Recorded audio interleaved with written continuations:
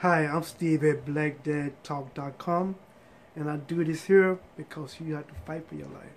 You got to fight for your education. You got to fight for whatever you need. It's gonna be a fight. If you're not willing to fight, then it'll be tough luck for you. You'll get left behind. Now, I'm here to talk about a controversial topic because a lot of people probably is on these drugs. But there's a disclaimer I want to say. I'm not a doctor. I'm a registered nurse, but not a doctor. So you got to consult with your doctor, about your whatever decision you make in life. I'm not here for that. I'm here to give you my opinion because I'm a nurse. I worked in mental health, for a lot of years. I know these medications. I know what they do. I saw the long-term effects. Okay, number one, I think we have to stop giving our kids ADHD medication, for the attention deficit. Most of our kids, there are 5% of the kids that really need this medication to function. I'm talking about that 5%. I'm talking about the other 95% of the medication who get put on these drugs because they are boy. It's boy medication, boyish behavior, They get put on this medication because they're a little hyperactivity, they call it, which I don't really believe in, hyperactivity, ADHD medication. This Adderall, Ritalin, get a lot of different ones. I'm not going to go in because you might start asking your doctor for the specific drugs because the patient no drugs, they get more drugs.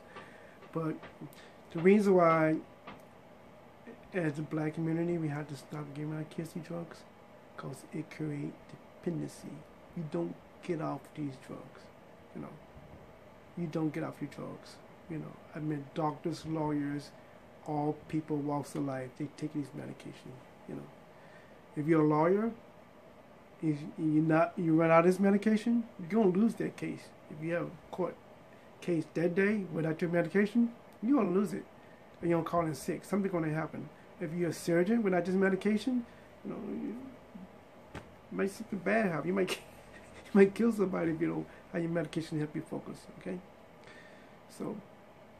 But for most kids, they don't need it. Most kids are just normal kids. Most kids are just normal boys. What's that? If you're black and you have a little more melanin in you, you got a little more pizzazz, a little more dance, a little more energy, a little emotional. That doesn't constitute that you need to take a drug to slow you down. Imagine this. Sorry, listen to what I said. A drug to slow you down. In the evolution of human beings, we are taking drugs to slow the evolution down, slow human beings down. Does that make sense to you? Why do you want to slow any human being down? It doesn't get it, So, it's like you're too weak to be a tiger mom, because you want to hurt your kids' feelings. So, okay, little Johnny, I don't want to hurt your feelings, so I'm going to give you the drug to help you focus. So I won't have to hurt your feelings, See, because you're afraid to be a tiger mom. See, the tiger moms, they're tiger moms for a reason. They know in order to survive in this world, the kids need to be smart, So they clamp down on it. They make their kids smart. They make their kids talented. Okay, I don't know about the Asian cultures that much, but they don't. It's not a rumor that they survive on medications alone. That's my take. And I don't see nothing wrong with being hyper. To be honest with you. I think he found certain jobs that you can benefit from being hyper. There's not a linebacker alive in the NFL today that's starting in the NFL that's not hyper. Because he had to be able to move, he had to be able to read, he had to be able to talk, communicate, he had to be able to think fast. There's hyperactivity there. You think Michael Jordan was hyper on the basketball court? Yes, he was hyper. He saw everything. He was ready to go. He was ready. He was born to go. Ali was ready. He wasn't, sitting there all laid back, waiting on his opponent to, slug him upside the head.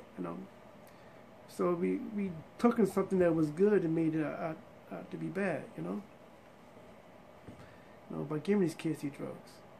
And one thing I'm gonna rant about, when I was in school, before nursing school, you know, it's a competitive field, and they got people taking medication, which I call mind enhancement drugs, to compete, and I wasn't, you know. So it's totally unfair to me that I'm trying to compete, trying to get into nursing school, and another person taking drugs to help them with their homework. You know what I'm saying? But like if I'm nervous before a test, then I make a lower score. Then this person here, the next person take a Xanax, a Klonopin, you know, to calm down, make a higher score. Then you look at me like, well, I'm just smarter than you. You black people don't have the, the IQ deal to make it, which is totally false. Can't use other people's tools to measure you. If they create a tool to measure them, don't put the same tool on you to measure you, because there's no such thing. This is like a 300-pound person labs versus 150-person lab values. Lab values are different. Cultures are different. If you go to one doctor, he'll put you on all kind of meds, another doctor put you on none. Why is that? Because they know there's culture differences in there. They're just my little rant. Because this I just feel it's totally unfair for me and for other kids in school. Got one kid working their butt off to be valedictorian, and another kid taking drugs to jump over that kid as a valedictorian. My opinion on this is very simple. I don't think the people that are taking drugs should stop taking them in academic. However, the kids that are not taking them should get some kind of bell curve, some kind of curve on their grade. They should get rewarded for the efforts. Because this person taking ADHD, Ritalin, helping focus. The other person taking 0.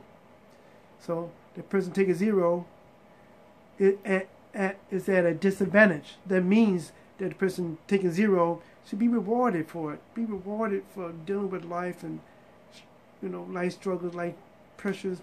Be rewarded for it, for fighting for your life. Okay, that's about it. Oh man, God, 7 minutes. So, okay, what do I do with a child that is hyper and I don't know what to do with them if I don't give them meds? Well, number one, you never stop giving anybody meds without consulting a doctor. Like I said in other videos, medication, it's chemical. Your body made of chemicals. Your body stop making certain chemicals when the medication is there. The medication is replacing these chemicals. So you always got to taper off. But the only way to taper off is with your doctor advice, because it can be very dangerous.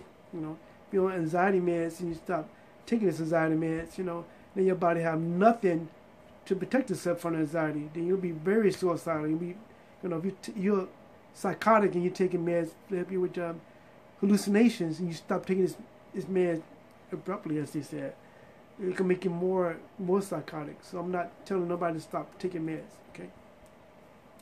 But ways to deal with hyperactivity, non-medical advice, without medication.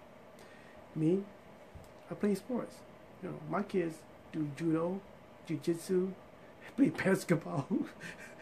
We do academic wars, we do intellectual battles, because I don't think kids have limits. You're putting limits on kids.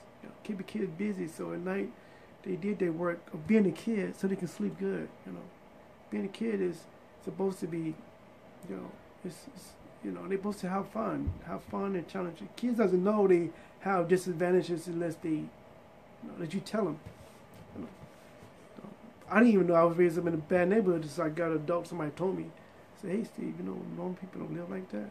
Well, I didn't even know. But, put them in sports. Keep them busy, okay?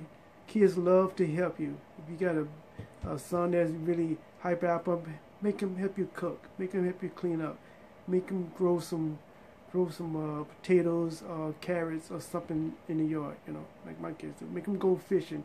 Let them go fishing. Let them, like I say, let them do martial arts. Martial arts is the best thing I like, because it only teaches you self-defense, but you can't beat everybody butt in there. Can you imagine going to school and beat everybody up. So you're not gonna learn nothing if you kick your teacher butt. But you just want to make sure you think twice about medication, because this medication create dependency, and when you're dependent, you are dependent. Okay, you can't function. Now a drug can ruin your life. You know what I'm saying? A drug can ruin your life. And I'm saying this last thing before I let y'all go. You remember when you're growing up and they say marijuana is a gateway drug to other drugs, right? Taking pills is a gateway drug to other drugs, in my opinion. You know, that's why we found certain cultures are dying of opium overdose. You know, if somebody died of opium overdose, you don't have to know what race they are. Most of the time, you can know what's going on, right? You can say, okay, I'd be surprised if this kid is black. You know what I'm saying? You know, that's because it became acceptable to take drugs. Once the kids started taking drugs, once it normalized taking drugs, then it's normal for a kid to take a drug. You know, it's normal for them to take a opiate, a Xanax pill laced with something, because it's everybody doing it. Everybody know did it. Their mother do it. Their father do it. You know, their cousin doing it. So why should they not do it? You know what I'm saying? So now this segment, another segment of people dying and nobody doing nothing about it. To me, it's totally sad, because they're still my patients. Even if I don't know them, if I don't, you know, never seen them in my life, they're still my patients in my heart. You know, you could talk about political and walls and immigration. You talk about all that stuff, but you're not even saving American lives. You know what I'm saying? You know, Americans are dying, you know, from drugs, and we got to stop this system. Okay, humans survive millions of years without these drugs. Okay, 5% of the people do need ADHD medication, attention deficit medication. I'm not talking about the 5%. Okay. I'm not talking about the 5% with anxiety disorder who need that medication to survive. I'm talking about the other 95% have been talked into this medication as an easy fix and got dependent on it. Now their lives are totally dominated with drugs, legalized drugs. And that's about it, okay? But again, consult your doctor. I'm a nurse, not a doctor. But for the black community, we have to stop giving our kids these drugs, especially our boys. How can our boys raise families if they're addicted to drugs? You know, how can they focus if they miss their pills, run out of medication one day and have to take a test? They're gonna fail the test. You know. That's Steve at blackdadtalk.com. Like I say, you can email me at steve@blackdadtalk.com. Or you can check our website out at blackdadtalk.com. We give a lot of different services. The main services we give avenue where kids, young adults, or single parents, or anybody who needs a second opinions on life or needs somebody to talk to. We're there to support the black community, you know. And it is a charge. We're not, you know, volunteer. I got another thing on volunteering, because we have to feed our families, but that's about it. Fight for your life. Okay, it's your life. You got to fight for it. Okay, goodbye.